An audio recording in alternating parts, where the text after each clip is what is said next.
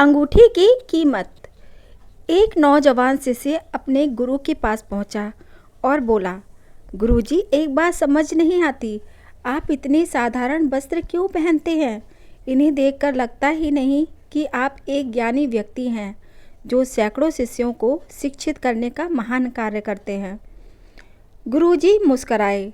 फिर उन्होंने अपनी उंगली से एक अंगूठी निकाली और शिष्य को देते हुए बोले, मैं तुम्हारी जिज्ञासा अवश्य शांत करूँगा, लेकिन पहले तुम मेरा एक छोटा सा काम कर दो। इस अंगूठी को लेकर बाजार जाओ और किसी सब्जी वाले या ऐसे ही किसी दुकानदार को इसे बेच दो। बस इतना ध्यान रहे कि इसके बदले कम से कम सोने की एक असरफी ज़रूर लाना। शिष्य फौरन उस अंगूठी को लेकर बाजार गया, पर थोड़ी देर में अंगूठी वापस लेकर लौट आया। क्या हुआ, तुम इसे लेकर क्यों लौट आए? गुरुजी ने पूछा।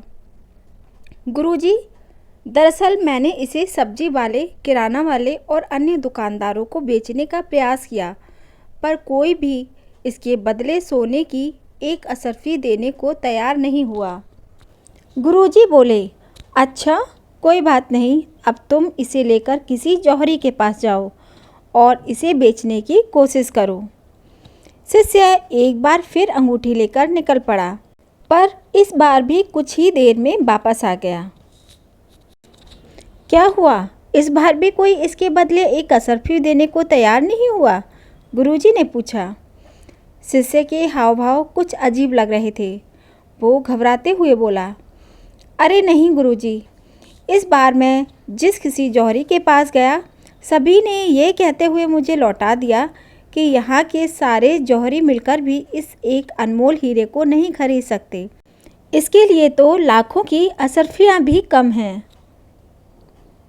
यही तुम्हारे प्रश्न का उत्तर है, गुरुजी बोले।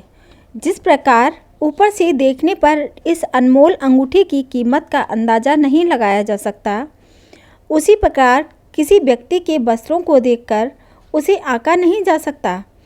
व्यक्ति की विशेषता जानने के लिए उसे भीतर से देखना चाहिए। बाह्य आवरण तो कोई भी धारण कर लेता है, लेकिन आत्मा की शुद्धता और ज्ञान का भंडार तो अंदर ही छिपा होता है। शिष्य की जिज्ञासा शांत हो चुकी थी।